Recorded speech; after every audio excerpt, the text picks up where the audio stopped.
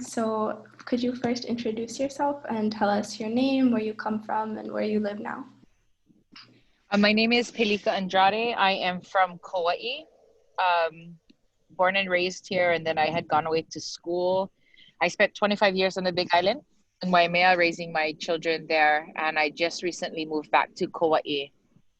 Um, yeah, so now I'm back here. Nice. And do you have a vai, mauna, or a hopua where you live now or where you connect to the most? Um, I think it's a loaded question. The work I do and the people I come from and the places that have raised me um, are everywhere, kind of.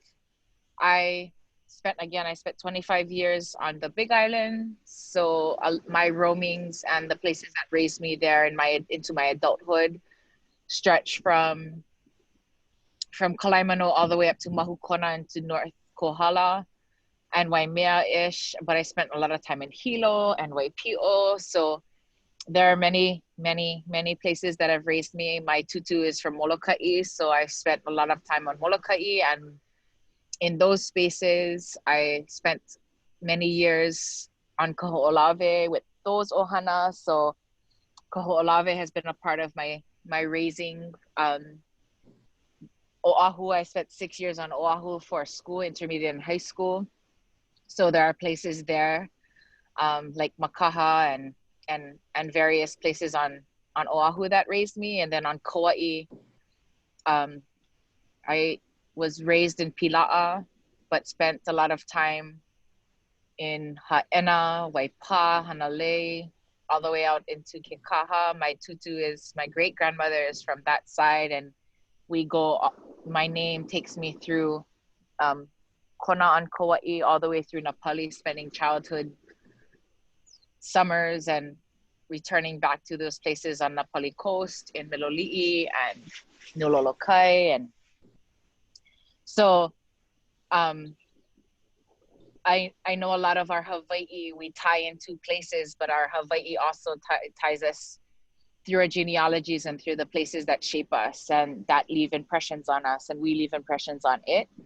Um, have have stretched everywhere, and more recently in my life, I spend a lot of time in the northwestern Hawaiian Islands, Lake Nihoa and Mokumanamana and Holaniku. I mean Kuehelani, which is Midway Atoll, and French Frigate Shoal. So um, the reason why I'm saying this, and I really want our next generations to understand that as we tie into places, there are many, many places that shape us.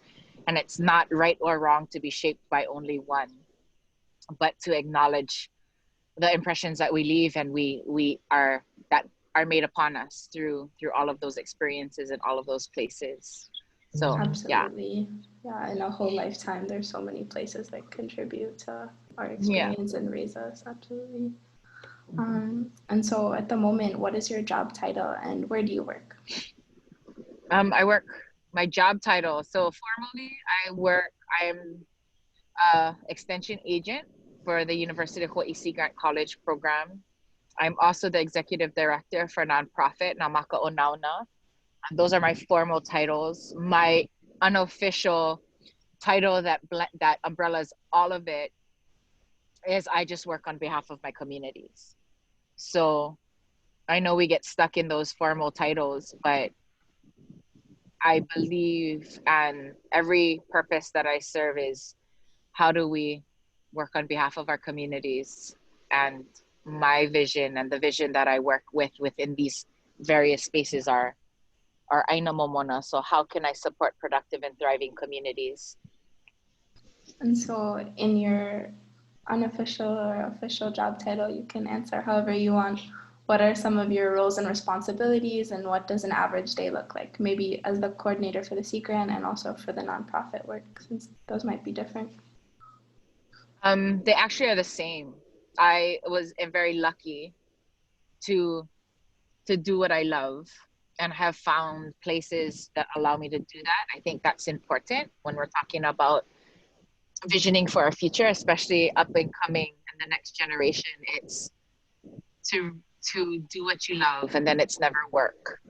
Um, my again, right, communities are ever changing and ever evolving, and the needs change. So my normal day is not a normal day. One day doesn't look like the next.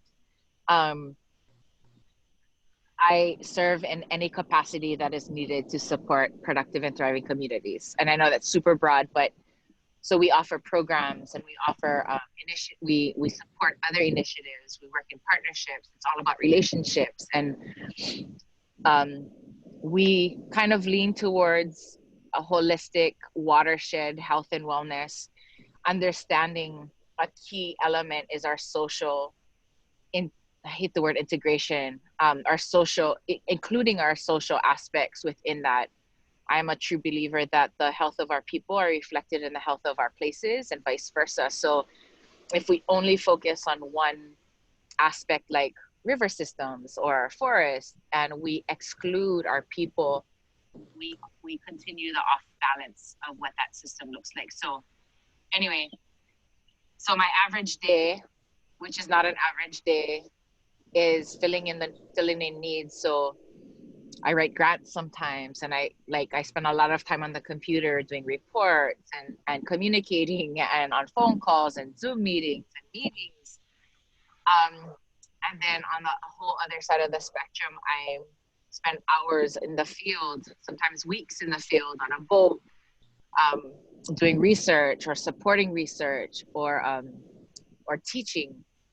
Um, One of my biggest jobs, I feel, is the facilitation of our people with themselves and with places. So in that capacity, helping people have a direct relationship and a true and honest relationship, not only with themselves, with their community, as well as with the places that they exist in. And under that huge umbrella, I fill in the needs, and the people I work with, we kind of put ourselves in there. And I mean, there are a I don't lot know of, if that's helpful. Yeah. yeah, so there are a lot of ways to, fill a role in your community and help in your community. And so, what made you interested in the specific pathway or career, you could call it, that you've chosen? Um, well, I've always come from the place of service, I think. Um,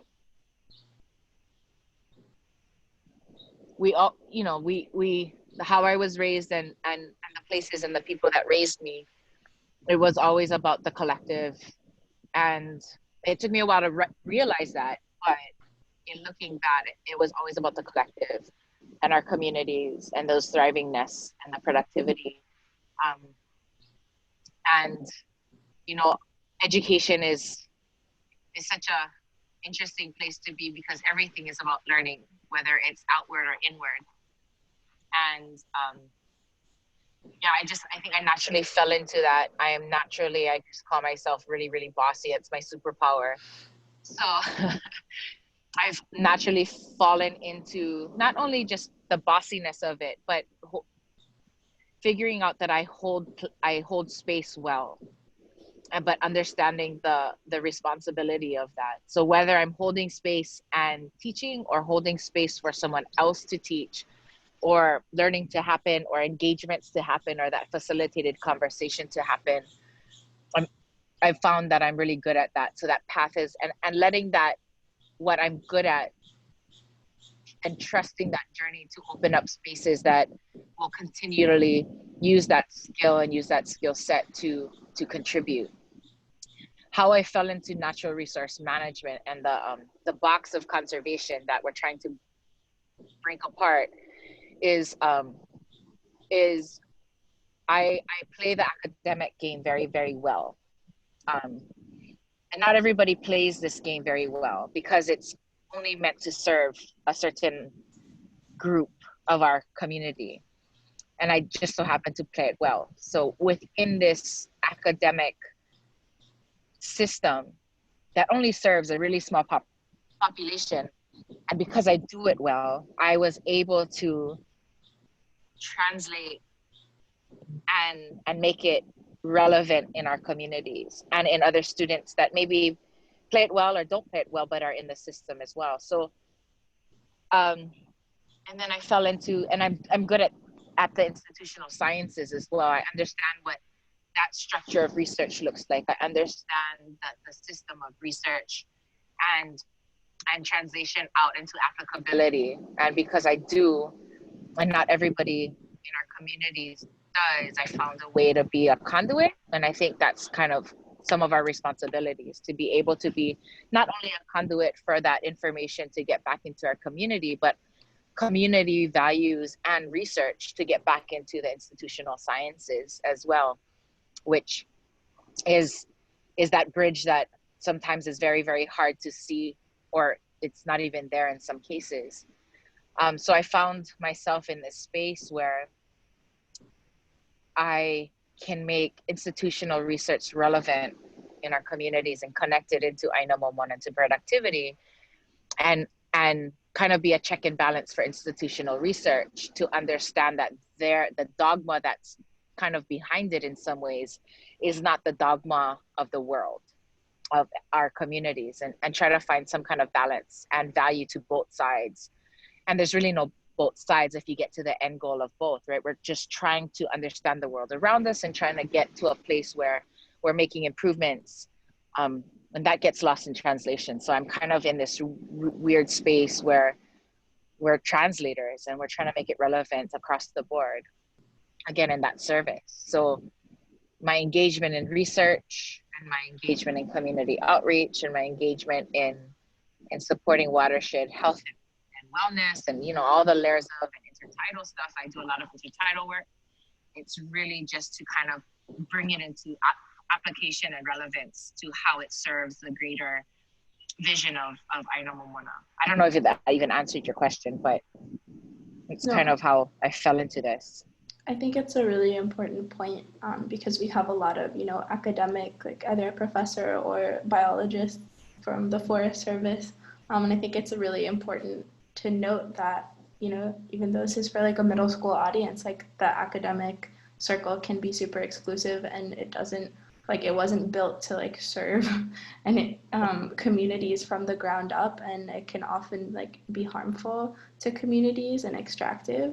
And so I think it's really important to note that, if it seems that way, like people can work as translators. You don't have to exactly agree with that set of ideals, or you can work outside of that, and like there's ways to care for the land and practice that outside of academics, or as you're doing to be a translator. And I think that's really important for students to know.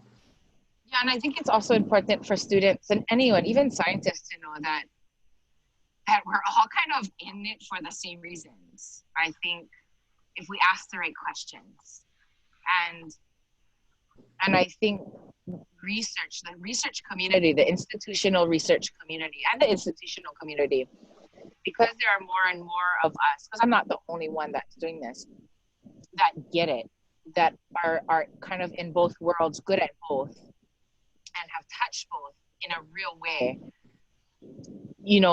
that it's changed. The research, institutional research community has really evolved over the past 10 years, if any, so, and there's no real negative on both sides. It's just trying to figure out the communication, and the shortfall is communication, and that you don't have to settle. And if there is a disagreement, it's usually, honestly, it's not even a disagreement in the long-term goal. It's just we disagree on how we think we need to get there. And being as kind of this translator and the middleman for a lot of things that happen across the state, I find that a lot of people shy away from the people that disagree with them just a little bit, and don't realize that the majority of what we believe we actually agree on. But just for that little disagreement, we don't really embrace the value of what they bring to the conversation. And I know these guys are intermediate and middle school, but I think it's important. I have a group of friends that we 100% agree that we don't want to surround ourselves by the people that think like us, or else we never grow and learn. And I think it's healthy to be in spaces where we can engage in the disagreements, and builds perspective, it builds resilience, it builds character, but it also allows us, especially if we're going into spaces where we are influential in change, it's our responsibility to understand the depth and the breadth of what that change could mean to our community, and not just this real tunnel vision of of of change that has some real long-term negative impacts across the board. You know, changing one thing for 100% good, where it has all of these really, really bad effects outside of that one really good thing. And sometimes it's not worth it. And I think the conversation has started to realize that, like, okay, we can build the fishery to look really, really good in biomass, but at what expense? Where if we had just chosen a different path and extended our timeline, we could still build the biomass, but we could heal and improve on A through Z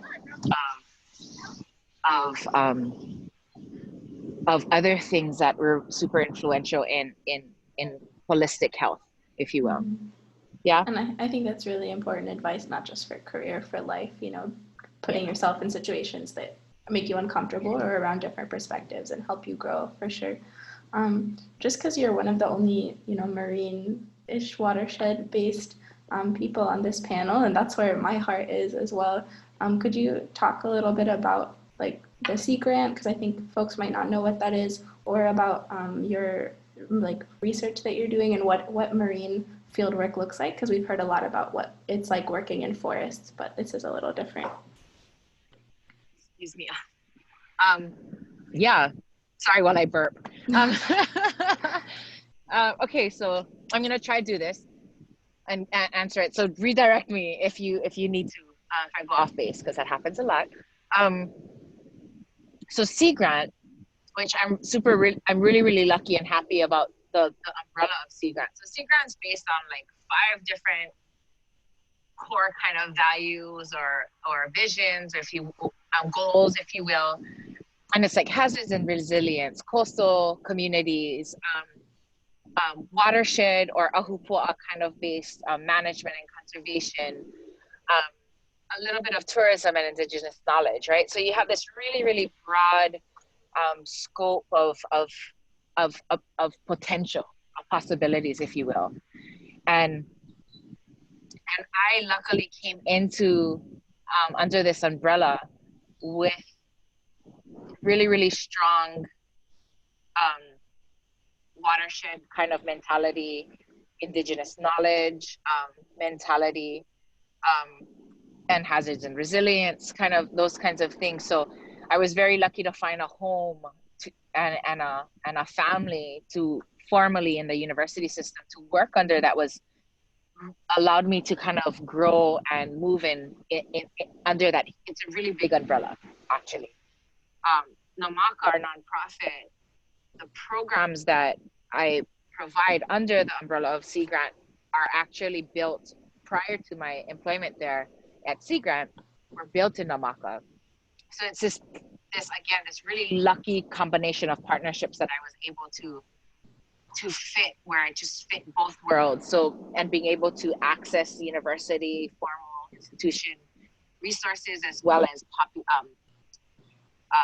audience, if you will, and dabble and have those kinds of conversations. But our nonprofit being able to really extend into communities. So that's kind of the Sea Grant kind of formal hat.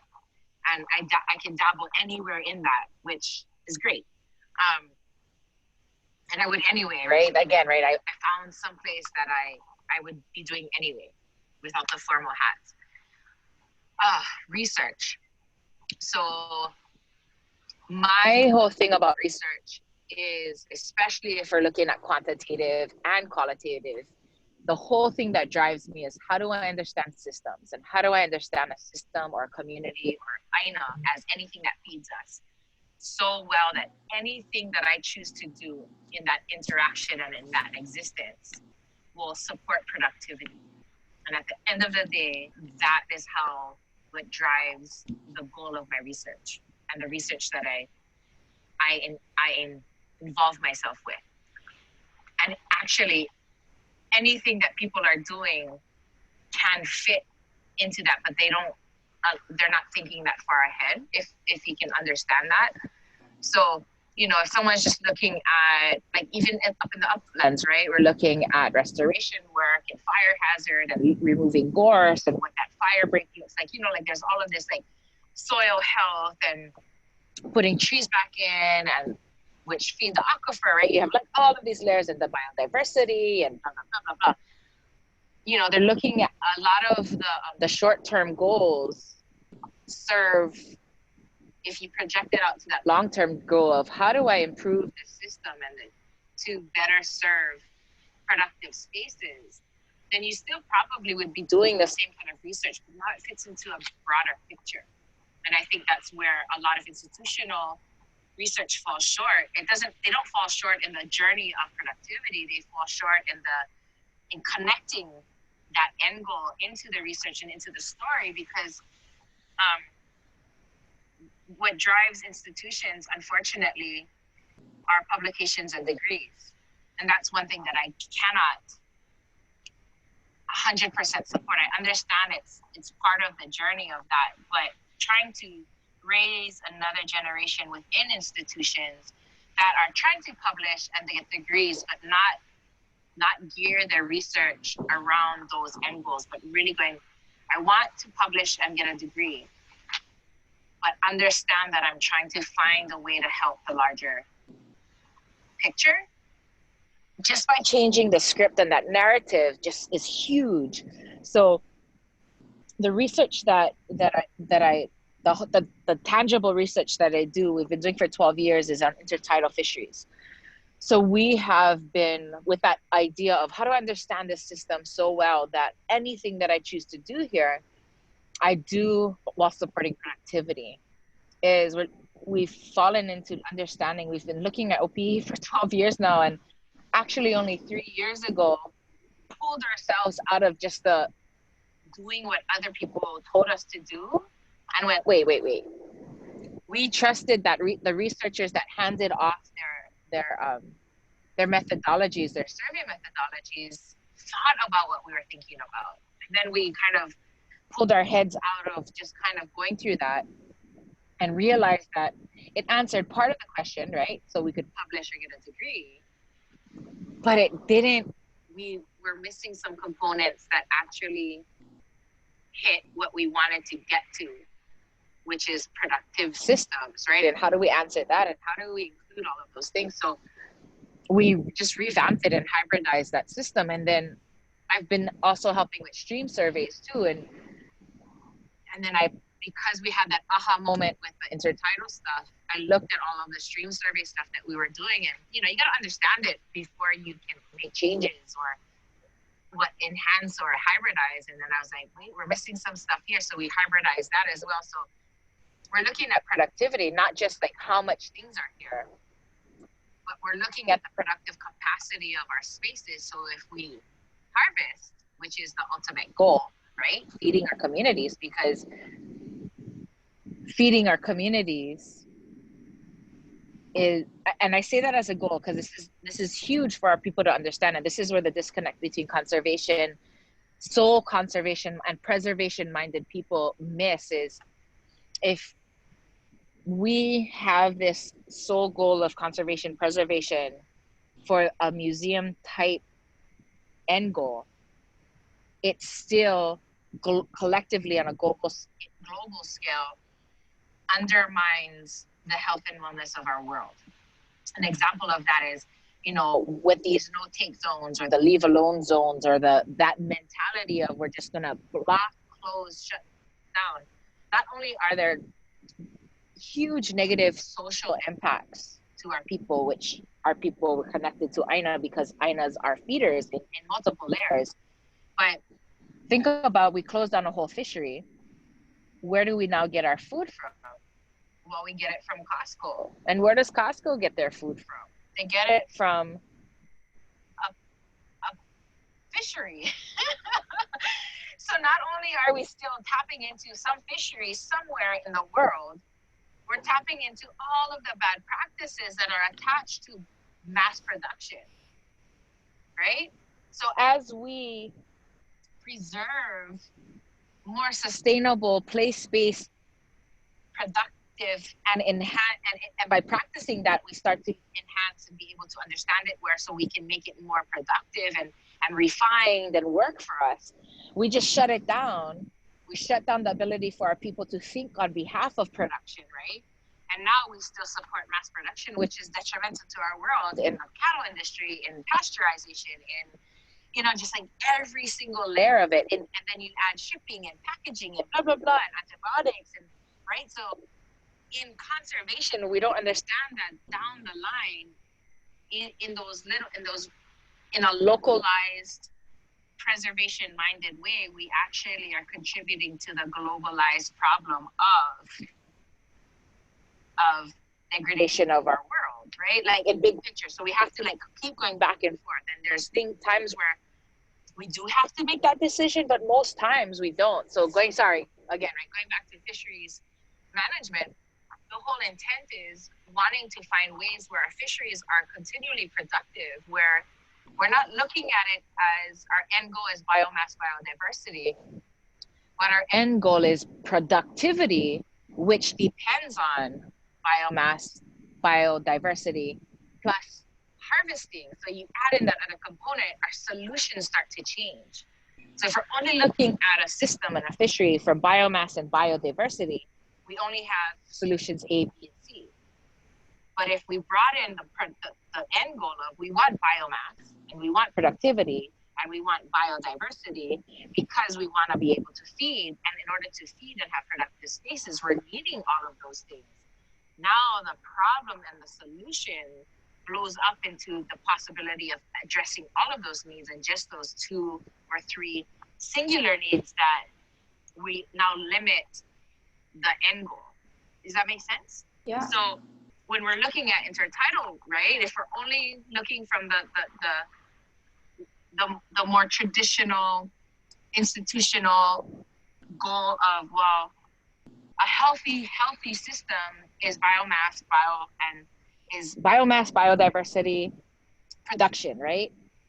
If we only look at that, we're only going to problem solve to make sure that there's biomass biodiversity and production and reproduction.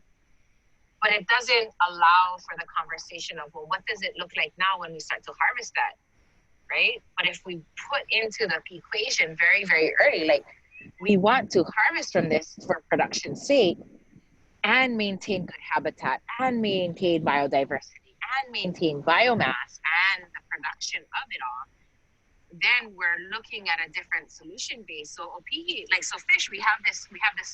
So here's a good example of it. We have all the information. If we have all the information, then we're still problem solving based on not production feeding systems. So we have a whole nother set of rules that don't apply. But so we have this information. We know that bigger fish are more productive, right? So we have like a 2-foot ulua, about 24 inches. In productive value, 1 2-foot ulua or papillon in productive value is the same as about 100 half its size, maybe a little smaller than half its size. So, we have this, like, it's just one bit of information. Knowing that, right, the harvesting and the production of that production spaces, we have rules that don't support productivity. So we have this narrative in our head of like this trophy fishing, right? So let's just say like a fisherman has to feed about 20 people.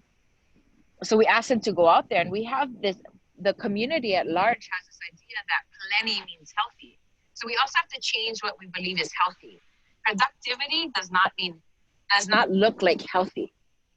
Yeah, like or our ideas of healthy don't match productivity sometimes, and our idea of healthy doesn't even match what real health is if you understand the system. So it's really interesting, because if you talk to that fisherman in today's script and today's normal practices, you got to feed 20 people. Well, what would you go out and get? And if he's a selective hunter, like spearfish or whatever, he goes out and he'll get the 2-foot ulua. He'll get that papio, because you got to feed 20 people. You got to get the big guy. But he just removed the value of 100 fish, right? Half its size. But any normal person, like the normal person, the day-to-day person would swim out, see the 100 fish and be like, oh, this is so beautiful. We have so much fish here. It's healthy. And I go out and see that, but the missing big guys, and I'm like, well, it's not really that healthy because we're missing all of our reproducers. But if someone were to go and start to harvest based on productivity and the value of productivity, I could go out, technically remove 20 of half its size, which is still way more than needed, right?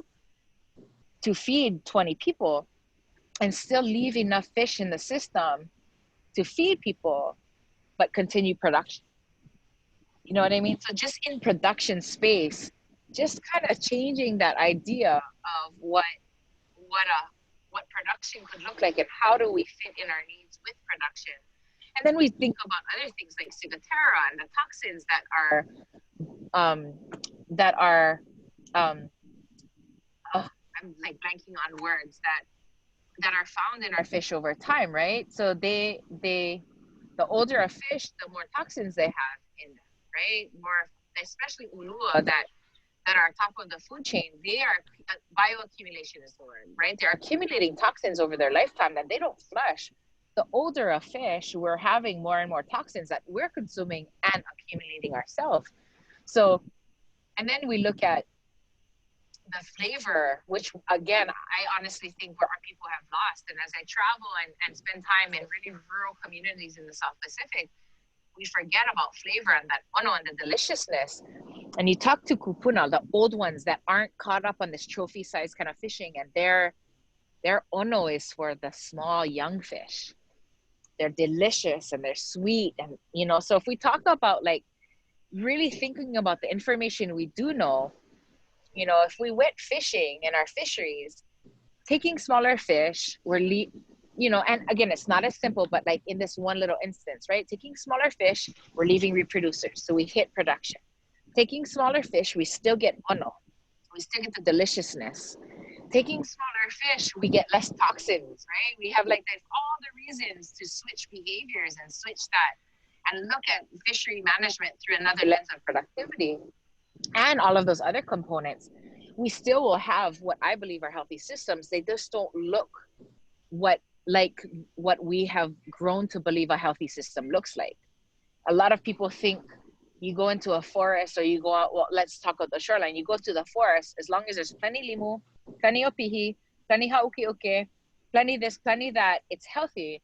And when we went into systems and we started to look at like, how do we understand a system? How do we let a system tell us what it's healthy about?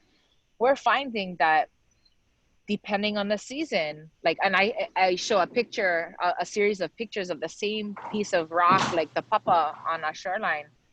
And that same shoreline is super abundant in limu and everything. And the same shoreline goes down to zero. It's bare. And I ask people what's healthy, and everybody points to the one with limu. And it's a nice way to shock people into rethinking of what healthy looks like, because that bare rock is absolutely healthy within the fall season, within that space, and it's supposed to look like that. And getting people to understand that we have an idea of what healthy looks like that is so off balance and it's so out of sync with the world around us. And as we keep making management plans and rules and regulations and building policy and building initiatives around thinking that state, that unhealthy to our eye state shouldn't be, we are actually doing more damage than good. And if we can just kind of own the fact that our places like us have seasons, and we have places that if we physically don't look very well, there's still productivity, and there's a season for that, and it's meant to do something. We can start to change the narrative of what that looks like and start to actually address and identify what's really happening, instead of filling our time with addressing what we think is happening, to get to a place where it's actually not even a realistic space to be in. Does that make sense? Definitely. And I completely agree. We're so used to thinking that the way that we're accustomed to seeing the world is, how it's supposed to be, but we just can think about what we've seen in our generation. We have no idea what it used to look like before us, and moving towards kind of sustainable solutions doesn't have to look like just removing people from the system completely. That's not healthy. It can be, figuring out how to make sure that communities are fed and taken care of, and that the ecosystem is also taken care of. And that's really great that that's what you're researching and moving towards. I think it's super important.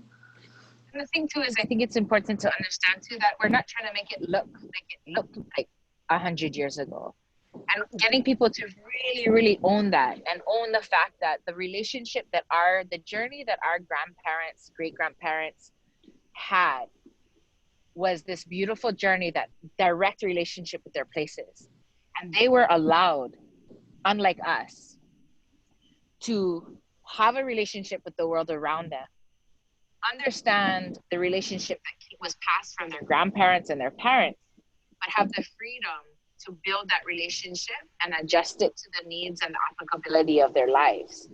Unfortunately, because of like all these reasons, like colonialism and like timestamp culture, and even the idea of education of like, this is the way. Our culture now, and I'm talking about Western culture, the leading narrative is really like there's just control, like let's box us in and just has to do this. And we don't allow ourselves the one-on-one relationship with our places, and understanding that even if we have this goal of wanting to see the world, because we know that watershed would be more productive how we envisioned it 100 years ago, it might not be the first step. Like, we can't shoot for that as our first step. We have to build. We have to understand that, climate's changed. It can't probably maybe support in this space that same ecosystem. Like, look at Mauna Kea, right? It was like Lema Mane, this beautiful vision that I support 100%. Like, I would love to see by the time I pass Lema Mane on Mauna Kea. But I'm not gonna go and think for a second that Lema Mane will be placed at the same elevation it was 100 years ago, because climate's changed, rainfall has changed, soil has changed. You know what I mean? Like, all of it's changed. So we might have to, there's some adjustments that have to be made. Like my valley that I was born and raised in, we don't even, and it's a low elevation valley. There are no valleys in Hawaii, low elevation, that have a native ecosystem, as an example. And we have records of what it did look like, but I have a hard time believing that it will, within my lifetime, be able to hold that same space.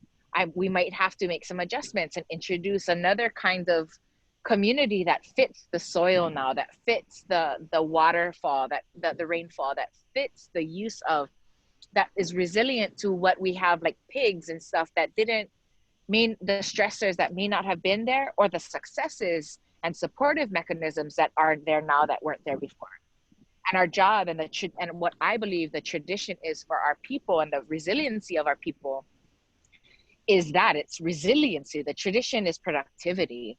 The tradition is one-on-one relationship. The tradition is to find ways to leave a better world for our people without disconnecting from the values of collectiveness, and you know what I mean, like that holistic and balance and all of those beautiful things that we talk about, and not these like really, really hard, unflexible ways to view the world and think of us as failures if it doesn't look exactly as our grandparents saw it, because their world didn't look exactly as their grandparents saw it. But the commonality between those generations, going back farther, is resiliency and adaptability and healthy systems and production and like, like all of these things. And we're kind of missing those elements from the conversation, because we have these social stressors like identity, right? We have these traumas of the past. So this is where, like, I know it's in the realm of conservation, but we have to include human social issues in this journey, because it's part of the reality of what we're dealing with, and they have to be part of the solution, right? How do we heal traumas and don't repeat them moving forward, because that definitely will affect our watersheds. Because our people, if they can't identify themselves within a system, how are they going to value the system? Right? So there's all of these layers. And sorry, like, I know you want me to talk about research, but that's the research. It's like, we're talking about bee fisheries, we're talking about health and wellness and stream ecosystems and watershed, and how does the whole system connect. But as we do that, we still can't forget about making that journey a part of our community journey. And how do we have people really, really understand and pull them into the story, so they understand that they play important roles as well. And if they cannot see themselves in that productivity, then we won't be on a holistic scale and overall health scale. We'll be losing time if we don't invest in that right now, and we realize this in 20 years. Does that make sense? Absolutely. And Okay. through the many, no, it's okay, this is great. Through the many ways that this work is going about, through your job or community engagement, what's your favorite part about this work and your work, and what's your least favorite part? I think my favorite part is the ability to do everything, because it's all relevant. I think in the niche that I fill, I I am able to, and I have the privilege of touching a lot of the elements that not everyone gets to touch. You know, I am not a kalo farmer, but I work in lo'i. And I think that's important for the role. And this is for everybody. And this is my number one advice I give to everybody, all my students, all the people I mentor, or just community. I'm like, if you are making decisions on behalf of a community, you have the responsibility to touch as much of the realness and the reality of that community. So if I advise, I teach, and I work in an advisory capacity, and I inform, if I am speaking on behalf of watersheds, I better have touched as much of that watershed as possible, regardless if I'm engaging in my own research or I'm supporting another. So, before I can go and talk about fisheries management, not only do I need to understand the research behind it and the productivity behind it, I gotta go fish, right? So I make all my guys fish. They all have to go and spear something and kill something and clean it, because there's a value of understanding the pride and the struggle of being able to provide your family or your community with fish. Like, if you don't understand that from a fundamental level, you shouldn't be making decisions on behalf of fishermen, right? It's just like, it's ridiculous. But not every fisherman is a manager. And that's the other flip of that coin. Not every fisherman has a managerial mind. They should inform the management, but some don't, again, right? The tunnel vision. And it's okay, because they give us a glimpse of a world that, like, and as manager minded people, our job is to take the depth and breadth of what they offer as information and weave it into the story. They're not weavers, if you will, if you take that as, like, so there's weavers and there's non-weavers, and they're all important, but we definitely have to, in the capacity that I serve, I gotta touch it all. So I think that's the best part of my job. Like, I think I wouldn't be a good kalo farmer. I would be tired. It's hard work, and malama aina, like, cutting grass, and I have a small 1/8 acre that I have to tend to our family land, and I cut the grass, and I pull the kalo, and I have 2 small lo'i and little, and I barely can keep up with it. It's hard. So I, like, at the core of understanding that hardship, like, I have all the respect in the world for kalo farmers. But on the flip side, because I do research and I know how taxing fieldwork is, and inputting all that data and the analysis that goes into it and the reporting, and then the weaving all of that back into the bigger picture, I understand that. So I don't think I ever want to do that full time, because, again, like, I don't want to be a full-time kalo farmer. I don't want to be a full-time researcher. it's hard. And that's not my superpower. I think where I belong is being able to touch in. So fishing and talking to the uncles, delivering produce, talking to farmers, jumping in the lo'i, pulling weeds, understanding like heavy equipment, holding camps, facilitating meetings, being a part of a meeting, being a supporter, like just cooking for people, like being on a computer, having reports, doing these meetings. And I think as much as I can touch in and just understand, even if it's for like a minute, the reality of somebody else's world, I can better represent, even though I can't fully represent it. At least I understand that there is some part of that story woven into the other. But if I don't take the time, and our managers and our advisors are very unaware that that's important, I think it does more damage. So sorry, your question was, I think being able to do everything and being a part of a necessary part of my job is my favorite. Not so favorite, staring at the computer for like 20 hours a day sometimes for 2 weeks straight. Those are my not favorite times. Yeah. That's what everyone says. Every single person. Least favorite part, being on the computer. But you know what? But on the flip side, right? Like I spend 2 weeks straight in the field. I'm like, I want my computer and my chair, like, and my bed. So, it goes both ways. Balance, yeah. It's balance. It's totally balance. Like, I get it. Yeah.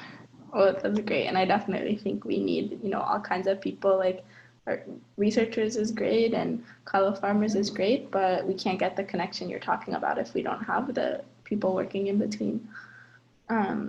Just talking quickly about your your pathway and your academic pathway. I know that, I agree that publications and degrees, like, it should be a byproduct. The goal should be learning about the ecosystem or helping a community, and a byproduct of that is the paper you publish or a degree that you get, but that's not the goal. It's just like something that happens along the way. But if you could tell us about your academic pathway and what kind of degree or degrees you feel like you pursued to get to where you are today, or you feel you needed, or how you felt about that in general. So this might piss a lot of parents off and counselors. But I think there's no timeline for that fits with every person. I think my timeline, looking back, maybe in it, I was uncomfortable with some of it, and it didn't fit into the timeline that we tell our kids that they have to fit into. But I think honestly, to plan abstractively, like know what you're going towards, but leave yourself enough room to make like side trips, if you will.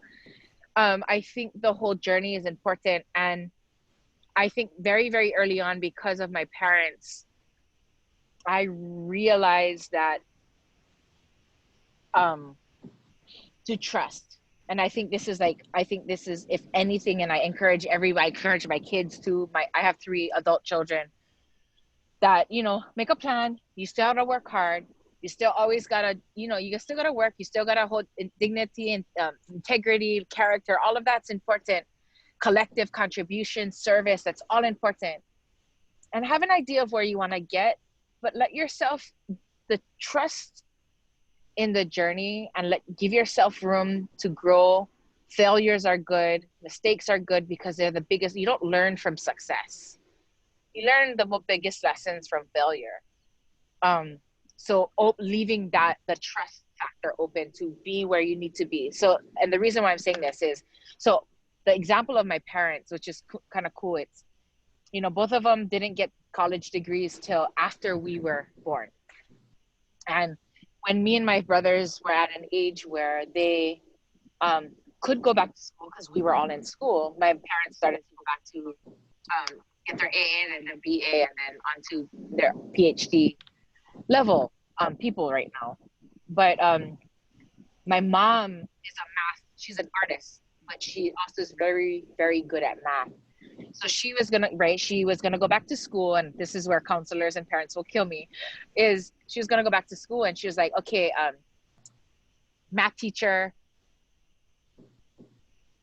job security. Like she had her plan because of the job security and the money and all of these things. And her and my dad talked, and here's where my dad's a visionary person. And he told her, okay, wait, stop. Let's pretend, and we're super poor money wise. Let's pretend we have all the money in the world. What would you do? But no, we have all the money in the world. Financially, you don't have to worry about a thing. What would you do? And she goes, I would artist. He goes, well, go do that. We won't know what your job is. We're not going to know what the money's going to do, but just do that. And so she went and did that. But because my younger brother is at first immersion class of Hawaiian immersion coming up. So very early on when we were young and being raised in the community and families that we were infused and like immersed into a very organized Hawaiian driven community where culture and language.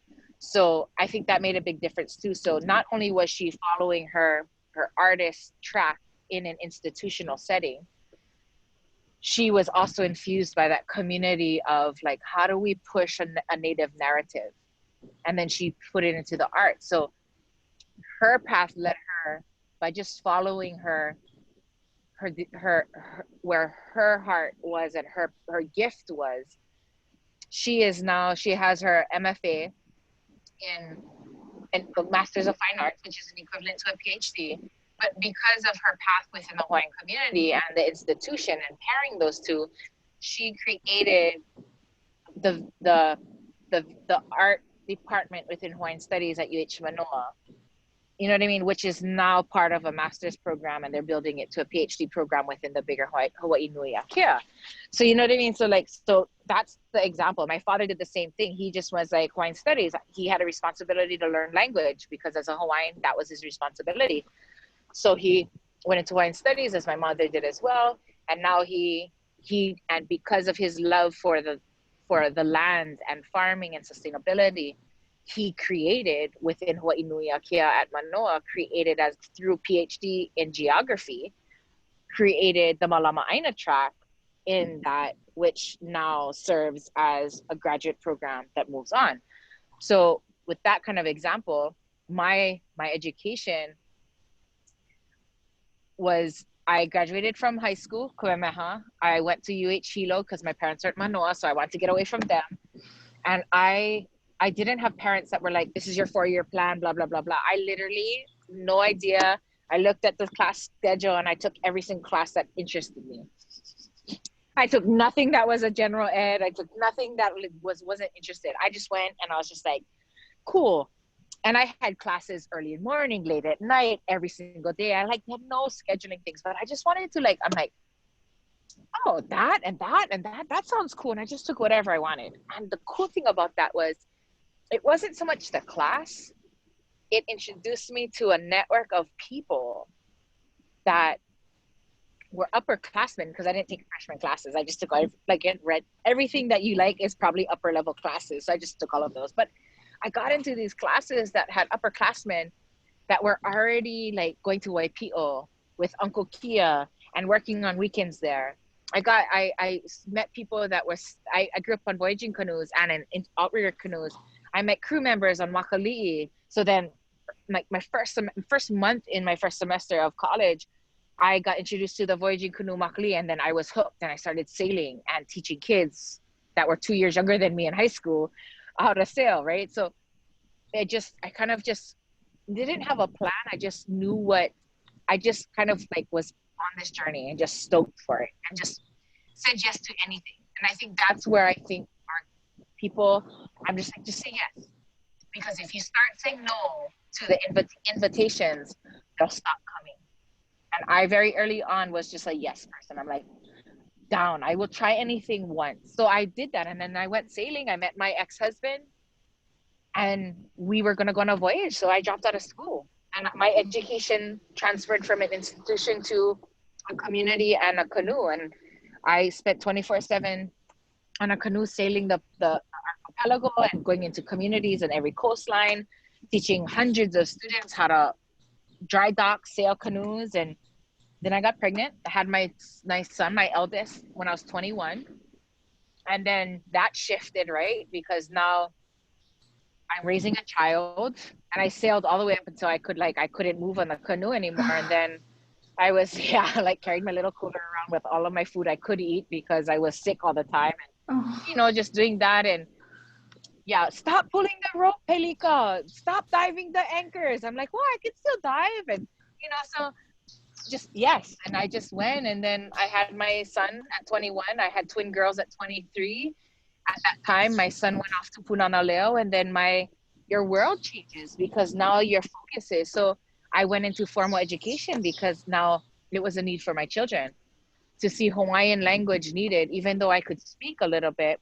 And and my limitation of able to support that foundation in my children. So my kids were in Punana Leo. I was very young. I was 23 and I had 3 children, all toddlers, and in Punana Leo. And then their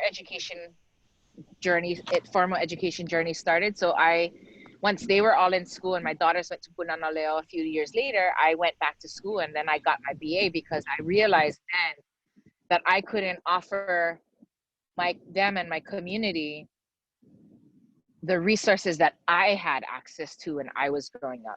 And that was important to me again, right? So that drove the next journey. It wasn't for me. Now I was driven by the fact that the needs of my children and all the children of our community were lacking the resources that I had available. So what can I do to make those resources available to my children and them? So I went back to school. I got my BA from UH Hilo. I was driving every day. And once I did that, I didn't know what I was going to do. And right, then here's where the planning, I was ready for that BA because of my children. When I was in school before, I wasn't ready for the BA. So in my personal journey, putting off a BA totally aligned because now I knew where I belonged. I didn't know what I was going to do after I actually applied for the Kahua Vaiola teachers program because for immersion schools in Waimea on the Big Island, we didn't have teachers. And for my children, I wanted them in immersion. That wasn't, so I applied for Kahua Vaiola, got in, and at the same time, my friend was in a program out of Manoa, a Kamakakua Kalani, their graduate program, and I applied just because something didn't sit right with me in Kahua Vaiola. And it wasn't because it was Kahua Vaiola. It wasn't my path. And I recognized that even though it was a need, it wasn't my desire to be in the classroom 24/7. And I was taking on a responsibility that I knew would kill me at the end of 10 years or 15 years. And someone else could do more justice to that program than I could. So I did my graduate out of Manoa virtually before virtual existed. And I did that, and that opened up all of these other doors, which took me into STEM. So because I was pulled into STEM, because I was now the Keahuloa STEM Scholarships internship coordinator out of UH Hilo, and I was in the Malama Aina track out of Manoa in my graduate work, and I was starting to dabble in what institutional STEM research looked like and support that journey that never existed if I had gone straight in through graduate school as a 22-year-old. So again, my timeline, it was perfect timing because I was in the perfect place to do what my superpowers allowed me to do, which is the bossiness, right? Right. So all those doors kept opening and put me into those places, which opened my world to Papahana Moku'akea and working with NOAA and Fish and Wildlife and DLNR and DAR, which opens up into watershed health and opens up to that. So as the doors opened and my ability again, right? It's not just doors opening, the ability to be ready to say yes allowed in that journey. So formal education, I have a bachelor's degree in Hawaiian Studies with certificates in anthropology, Pacific Island Studies, and marine options program. I have a master's degree out of Hawaiian Studies in the Malama Aina track. And I am now currently in a PhD program and supposed to graduate in 2.5 years or 2 years. Gosh, the headache of that. Out of the College of Ed, pushing this Aina Momona in my dissertation. So, and I know it's a long way to say formal education, but I really, if anyone gets a message out of it, it's the combination. And everyone has their own timeline. But I truly, truly believe by having a part of you be able to say yes, be ready to say yes, and take those side journeys prepare you for that potential formal step that you take in your education, that internship, that sidetrack internship. And you talk to anybody, talk to any of your other panelists, a lot of them find value because of those internships that they took, or going and helping on the farm that summer, or going on that trip, or like, you know what I mean, like those are the journeys or the side shoots that bring you back into the formal education journey, that actually prepare you to excel and to exceed what they can do for your community in the long run. And as a side note too, my formal education, my degrees have never been for myself. What drives my degrees and the reason why I have them is so they can benefit and serve our communities. So, yeah. Okay, I can't hear you. Can you? Sorry. Oh, You've yeah. already given so much good advice, but the very last question I have is, what advice would you want to give to your middle school self? My middle school self? Mm-hmm. Stop being such a jerk. Honestly, I was always a yes person. I was always game for the adventure. So I can't tell myself, like, say yes. But I see a lot of middle school people that are scared to say yes. So if I was more reserved, if you are a middle school person that is more reserved, gosh, say yes. You just say yes. Try it. Don't be scared to try anything. But if I'm talking to myself when I was in middle school, I was so bad. Like, I would like to be more kind. I wasn't mean, but I think I could have been kinder. I think I could have been kinder. It's a hard time for softness and kindness because the It world is is. hard.